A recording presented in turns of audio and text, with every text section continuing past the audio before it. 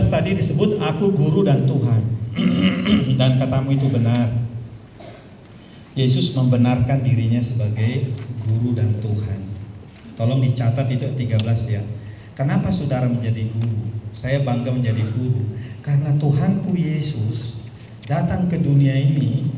Dia adalah anak Allah Mesias. Tapi ketika 3,5 tahun dia melayani murid-muridnya, dia berperan sebagai guru.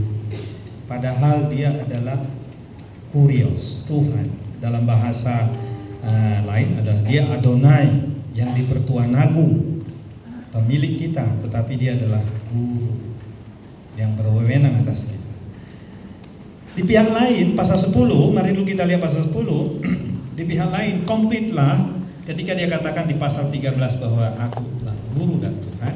Di pasal 10 kita lihat dia berkata ayat 10, akulah gembala yang baik. Nah itu dia. Gembala yang baik memberikan nyawanya bagi domba-dombanya.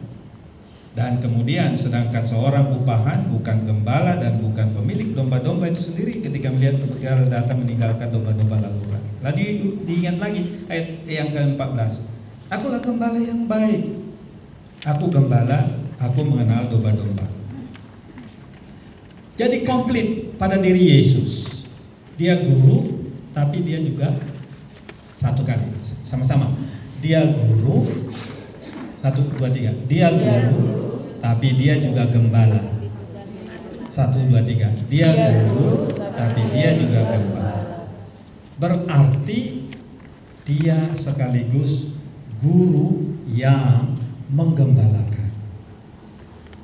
Sama-sama, guru yang menggembalakan. Jadi Yesus bukan hanya guru yang pandai ngajar tok gitu. Zaman sekarang kan banyak guru pandai ngajar, pinter dia, selesai, teng di kelas, bel berbunyi, keluar dia. Tapi tidak menggembalakan, tidak menuntun, tidak membimbing, tidak mengenal. Perhatikan ayat 14, guru dan gembala itu adalah mengenal anak didiknya. Sama seperti Bapa mengenal aku, demikian juga aku mengenal dan bahkan memberikan nyawaku bagi domba-domba. Guru seperti apa Anda sekolah minggu? Anda bangga jadi guru? Saya jadi bangga jadi guru. Berapa kali dulu ada sinode bilang sama saya, Pak Sijabat, supaya jadi pendeta lah di gereja kami. No way, saya bilang. Kenapa? Wih, pendeta itu luar biasa kalau pendeta jemaat, apalagi bisa nanti jadi ketua sinode. Di kaula itu. Kenapa? Dari awal panggilanku guru. Kenapa? Karena Yesus juga berperan sebagai guru. Memang dia berperan sebagai gembala, ya kan? Silakan aja kalau Anda jadi gembala jemaat mengikuti teladan Yesus juga sebagai gembala.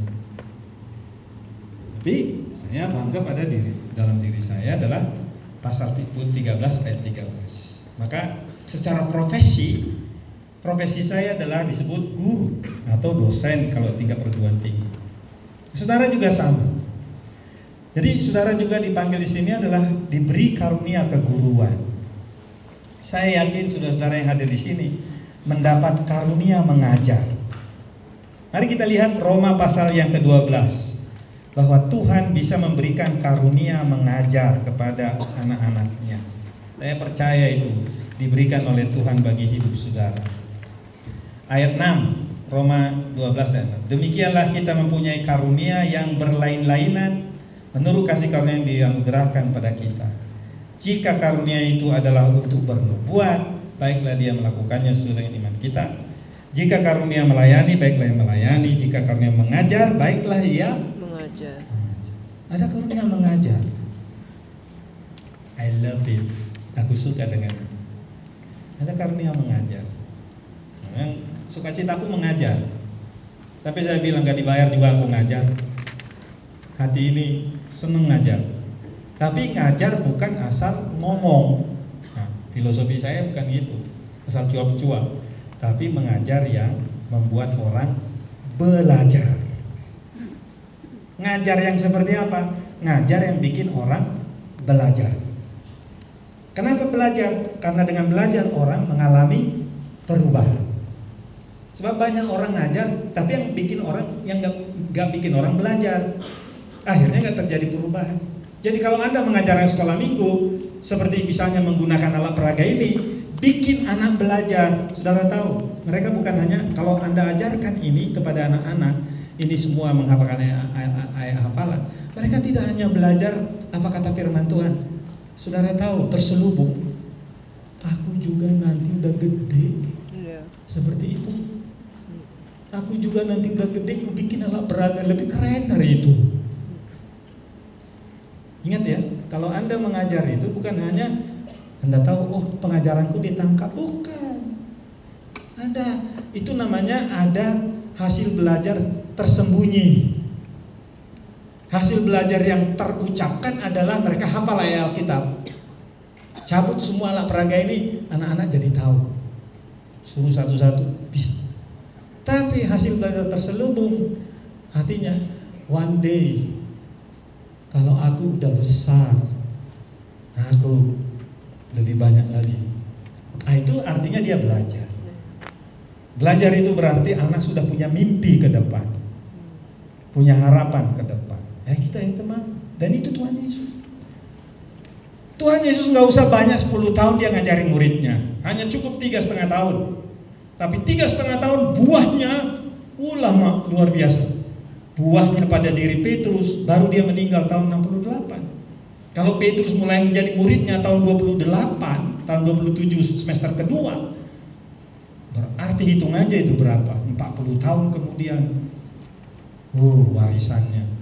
Warisan Petrus kepada siapa? Petrus, siapa yang dia pengaruhi? Markus, keponakannya. Maka Markus menuliskan Injil Markus.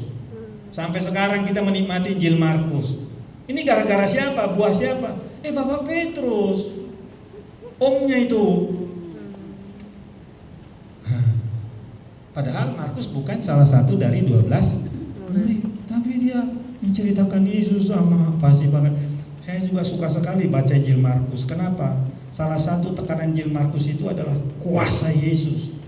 Kalau diminta tolong, langsung nolong. Itu yang paling suka dengan Injil Markus. Nggak ngomong dulu, langsung lakukan. Markus terpesona dengan Tuhan Yesus. Nah, kembali ke pasal 21. Jadi, mana tadi? Guru sekolah minggu sebagai gembala. Maka 1 Petrus pasal 5. Ingat ya, Petrus pernah ditegur oleh sang gembala di pasal 21 Yohanes. Gembalakanlah domba-dombaku, katanya. Itu pada tahun 30 dia terima firman itu. Petrus menerima firman, gembalakanlah domba-dombaku kalau kau mengasihi aku, sekitar tahun 30. Rasul Petrus menulis surat 1 Petrus sekitar tahun 60. Berarti 30 tahun kemudian. Sama-sama 30 tahun kemudian. Berdampak peristiwa di Danau Tiberias. 30 tahun kemudian dia menasihati gembala-gembala jemaat. Kita baca 1 Petrus pasal 5. Kalau ada orang bersedia membaca, ini mic-nya saya kasih. Oke, senang juga kalau ada yang bersedia membaca. Artinya kalau ada yang baca kan menyala.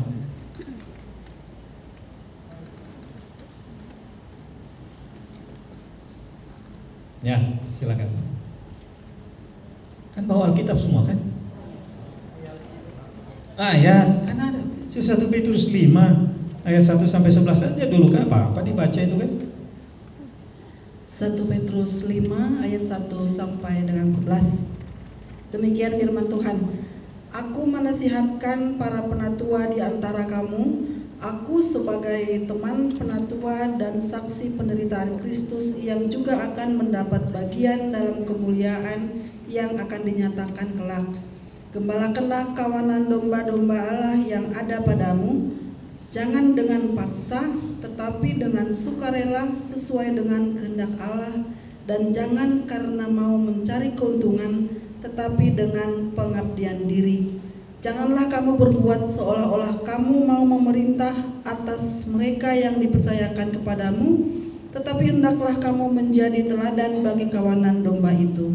Maka kamu, apabila Gembala Agung datang, kamu akan menerima mahkota kemuliaan yang tidak dapat layu.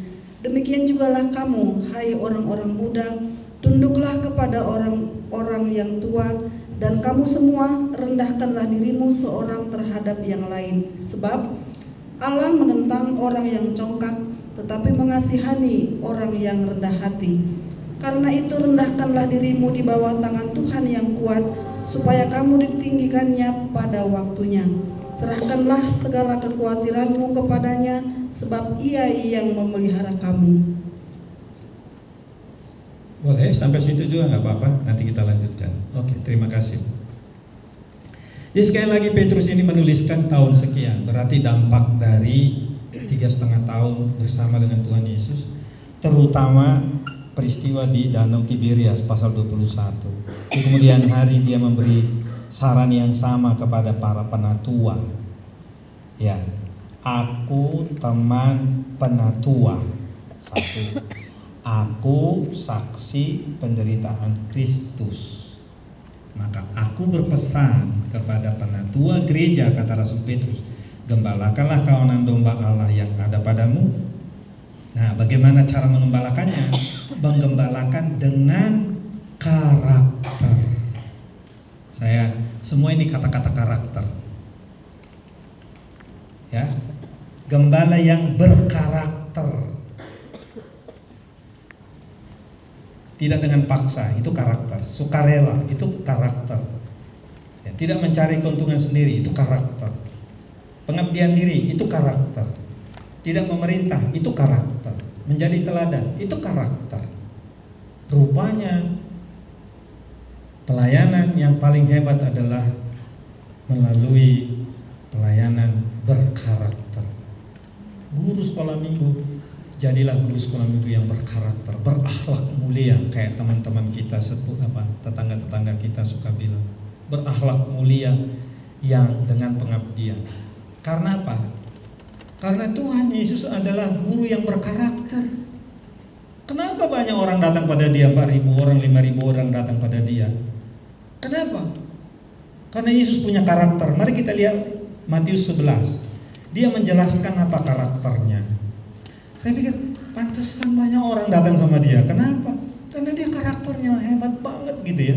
Coba lihat pasal 11, dia bilang, dia mengatakan pada banyak orang, ayat 28, marilah kepadaku semua yang letih lesu beban berat, aku akan berikan kelegaan padamu. Pikulah yang kupasang dan belajarlah kepadaku, karena aku karakternya apa? Sama-sama baca. Aku lemah lembut dan rendah hati karakternya. Duma itu luar biasa. Sampai kita baca di Matius pasal yang ke-15 nanti ada 5.000 orang datang. Di pasal yang selanjutnya 4.000 orang datang. Kenapa orang berdoyong-doyong, berduyun-duyun datang kepada dia? Karena karakternya mempesona. Tidak hanya cerdas, tidak hanya terampil. Banyak orang terampil, malah peraganya bagus, tapi nggak berkarakter, lemah lembut dan rendah hati, kata Tuhan Yesus. Karakter apa lagi yang membuat banyak orang datang kepada dia? Pasal 9, Matius. Pasal 9 ayat 35-36. Demikianlah Yesus berkeliling semua kota dan desa. Ia mengajar dalam rumah-rumah ibadat dan memberitakan Injil Kerajaan Surga serta melenyapkan segala penyakit dan kelemahan. Melihat orang banyak itu, tergeraklah hatinya oleh itu karakter Yesus. Compassion, bahasa Inggrisnya ya, compassion atau belas kasihan kepada mereka. Karena Yesus selalu melihat mereka seperti domba yang tidak bergembala. Berapapun orang datang pada dia. Teman-temanku, dari 12 murid Yesus, satu pengkhianat. Siapa? Yudas. Coba sama-sama, siapa? Yudas Iskariot. Kenapa Yesus tega? Apa daya tahan Yesus bisa memasukkan orang itu 3,5 tahun, tapi nanti di ujung sana mengkhianati Yesus? Apa Yesus tidak tahu sejak awal? Makanya perumpamaan Tuhan Yesus kan perumpamaan lalang di antara gandum. Sebenarnya nyindir Yudas kan. Benih gandum ditabur tapi ada lalang. Kenapa Yesus bisa tahan dengan orang yang sebenarnya akan mendongkel dia? Kalau istilah Yohanes, Yudas itu mengangkat tumitnya kepada guru. Mengangkat tumit sebuah penghinaan. Tapi kenapa Yesus rela melakukan itu? Ini penting loh bagi saudara kalau kerjasama dengan kolega. Ada kamu pemimpin, tapi kolegamu nanti nusuk dari belakang, nusuk dari samping, nunggu kau jatuh, terkapar. Bagaimana kau bisa bertahan? Pandanglah kepada Yesus yang penuh belas kasihan. Bilang sama dia, Tuhan, aku pengen karaktermu belas kasihan itu menguasai hati saya. Itulah daya tahan. Itulah kekuatan yang hebat menghadapi, katanya, mereka seperti domba-domba yang tidak bergembala, terlantar. Maka kalau kamu melayani anak sekolah minggu, pada waktu kamu menanti anak sekolah minggu datang, buka ruang batinmu, sambut mereka dalam hatimu dengan penuh belas kasih. Bilang sama Tuhan, kalau kau nggak punya belas kasihan itu, berdoa sama Bapa. Bapa, mereka ini di sini. Jujur Bapa, aku sedang galau hari-hari ini, tapi toh mereka sudah datang. Mereka mau dengar firman-Mu. Hamba sudah siapkan firman-Mu, tapi terus jujur. Saya juga kadang-kadang grogi kalau nanti anak yang di sana itu nanya-nanya lagi seperti kemarin itu, aku pusing dibuatnya Tuhan. Sudah kulihat lagi dia datang ke sini lagi Tuhan. Nanti bikin apa lagi dia Tuhan? Aduh Tuhan, mereka ini domba-domba-Mu Tuhan. Biarlah ruang batin hamba penuh dengan balas kasihan menyambut mereka ini. Sama seperti dulu Engkau menyambut banyak orang dengan belas kasihan. Itulah modal dasar besar. Lalu terjadilah interaksi hati dengan hati. Bukan lagi kognisi dengan kognisi. Karena kalau pikiran dengan pikiran adu debat. Tapi kalau hatimu membuka ruang, wah beda. Mereka merasakan kehangatan dirimu. Itu modal besar bagi seorang guru kalau menurut saya. Dosen pun sama, penceramah pun sama. Apakah orang yang kau layani ada di ruang batin? Satu ayat mempesona saya teladan Yesus adalah Yohanes pasal yang pertama. Yohanes pasal pertama, kenapa Andreas di kemudian hari menyerahkan hidupnya kepada Yesus? Padahal tadinya dia muridnya siapa? Yohanes Pembaptis, Andreas, Filipus, Yakobus. Mari kita lihat Yohanes pasal pertama ayat 35. Pada keesokan harinya Yohanes berdiri, maksudnya Yohanes Pembaptis berdiri di situ pula dengan dua orang muridnya. Artinya Yohanes Pembaptis, lihat ayat 29 di atas. Yohanes Pembaptis sudah berkata, bersaksi, lihat anak domba Allah menghapus dosa dunia. Didengar oleh muridnya, didengar oleh para muridnya. Lalu ayat 35, pada keesokan harinya Yohanes Pembaptis ini berdiri di situ pula dengan dua orang muridnya. Dan ketika ia melihat Yesus lewat, ia berkata, lihatlah anak domba Allah. Wow. Langsung dua murid itu, salah satu namanya Andreas, langsung punya curiosity, rasa ingin tahu. Kedua murid itu mendengar apa yang dikatakannya. Lihat gerakan berikutnya. Lalu ini gerakan itu moving, bergerak. Lalu mereka pergi mengikut Yesus. Saya bisa bayangkan ya, Yesus sudah pergi, terus mereka di belakang. Oke, ayat berikutnya. Tetapi Yesus menoleh ke belakang. Saat Yesus berjalan begini, tiba-tiba dia rasa ada orang di belakang, dia menoleh ke belakang. Tolehan Yesus itu hebat sekali. Dia menoleh. Ini guru yang gak masa bodoh gitu loh. Yesus itu bukan tipe manusia yang masa bodoh. Emangnya gua pikirin lu di belakang siapa kek? Saya mau ke rumah saya. Hah? Dia menoleh ke belakang. Terus yang menarik lagi perhatian saya adalah dia melihat. Bisa aja dia kan menoleh ke belakang, tapi lihat ke sana kan? Tapi dia melihat mereka berhadapan face to face dengan mereka. Dan kemudian berkata kepada mereka. Melihat bahwa mereka mengikuti dia lalu berkata pada mereka, apa yang kamu cari? Yesus sejak awal adalah guru yang berinisiatif memulai percakapan. Hei guru, kalau kau mau berhasil, mulailah kau berinisiatif dengan percakapan. Apa saja kek? Bajumu hebat ya, bajumu bagus sekali hari ini. Wih, bitamu ini hebat sekali dia. Aduh, senyummu itu hebat sekali hari ini, beda dengan minggu lalu. Inisiatif Yesus. Nah, kemudian Rabi, nah, apa yang kamu cari? Rabi, guru, di mana engkau tinggal? Kenapa ini penting? Karena guru mereka Yohanes Pembaptis bilang, ini adalah anak domba Allah yang menghapus dosa dunia. Terus di atasnya Anda baca, membuka tali kasutnya pun aku tidak layak, katanya. Kata Yohanes ya, murid guru mereka. Dia akan membaptis, aku membaptis dengan air, tapi dia akan membaptis dengan Roh Kudus. Mendengar begitu kan, Andreas dan Yakobus kan bingung, ini siapa? Akhirnya mereka bertanya, guru, di mana ruangmu? Di mana kamarmu? Di mana rumahmu? Dari planet mana kau datang? Kok kau menghapus dosa dunia? Planetmu di mana? Keren amat. Apakah Yesus nolak? No.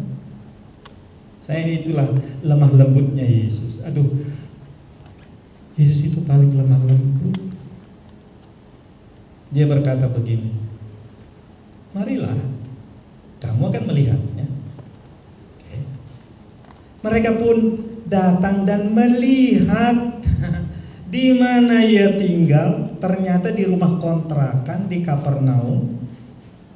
Dan hari itu mereka tinggal bersama-sama dengan dia. Hari itu, waktu kira-kira pukul 4. Enggak. Hari itu berapa jam saja, hitung aja itu berapa jam. Berapa jam bersama dengan Tuhan Yesus. Berapa jam melihat Tuhan Yesus. Berapa jam ketika murid, beberapa jam di ruang kantor guru, di rumah guru. Ketika murid, dibuka guru hatinya untuk menyambut murid dan mau ngomong, bercanda. Saya bisa bayangkan Matius pasal 19 ayat 13-15 dikatakan Yesus bercanda dengan anak-anak. Hatinya lebar banget gitu. Salah seorang dari keduanya yang mendengar perkataan Yohanes lalu mengikut Yesus adalah Andreas. Saudara Simon Petrus, Andreas mula-mula bertemu Simon, mereka bilang, kami berjumpa dengan Mesias. Eureka. Aku mengerti, kami melihat Mesias. Saudara tahu, kenapa terjadi perubahan pada diri murid? Karena ada guru membuka ruang batinnya. Pengajaran yang efektif bukan karena pandaimu ngomong, alat peraga menolong, tetapi kalau nggak disertai dengan hatimu terbuka, welcome murid-muridmu, ada batas, ada gap. Muridmu bisa merasakan bahwa ada gap antara dirinya dengan diri mereka dengan dirimu. Gak bisa dibohongi. Gak bisa dibohong. Hati itu gak bisa dibohong. Pandailah semua ceritakan. Hatimu di mana? Anak-anak jangan banyak tanya ya, sebentar lagi Bapak ini sibuk Bapak. ibu juga sibuk sebentar lagi. Anak-anak, udah ya, minggu depan. Tanya WA ibu ada nomornya. Nah, enak sekali gitu ya. Ini zaman sekarang. Revolusi terjadi pada diri Petrus, revolusi terjadi pada diri murid-murid yang lain. Filipus juga demikian, Nathanael juga demikian, dan semua. Kalau saudara perhatikan, begitu juga ruang hati Yesus terbuka untuk orang di Kana. Ruang batin Yesus juga terbuka untuk Nikodemus yang datang pada malam hari. Ruang hati Yesus juga terbuka untuk perempuan Samaria. Padahal waktu itu Yesus sedang haus, mau istirahat. Dan begitu lihat orang Samaria itu datang, dia buka ruang hatinya untuk berbicara dengan dia, menuntun perempuan Samaria sampai berjumpa dengan Mesias. Karena wanita itu berkata, kami juga nenek moyang kami menunggu datangnya Mesias. Kalau Mesias itu datang, dia akan mengubah nasib kami orang Samaria. Yesus bilang, akulah dia. Revolusi terjadi. Andai kata Yesus bilang, sorry ya, kamu bilang tadi orang Yahudi aku sentimen banget, rasis banget sih kamu sama aku. Yesus itu nggak begitu. Bagaimana Yesus menuntun pelan-pelan perempuan yang rasis, yang membedakan orang Yahudi, orang Samaria dan semua. Hebat sekali Tuhan. Belajarlah kepada tekniknya Yesus di dalam membimbing orang. Makanya dia sebut, kamu menyebut aku guru dan Tuhan. Betul, karena aku udah guru dan Tuhan. Tetapi dia adalah guru yang adalah gembala. Maka di kemudian hari Petrus berkata, hai penatua, gembalakanlah domba-domba yang ada pada karaktermu menjadi penting.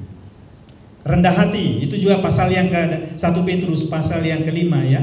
Rendah hati itu juga disinggung ya.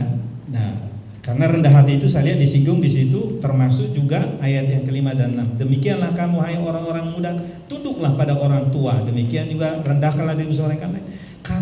Rahasia keberhasilan kita sebagai guru adalah rendah hati. Kata Tuhan Yesus tadi, aku lemah lembut dan rendah hati. Terus ayat 7, guru, kalau ada masalahmu serahkan saja pada Tuhan.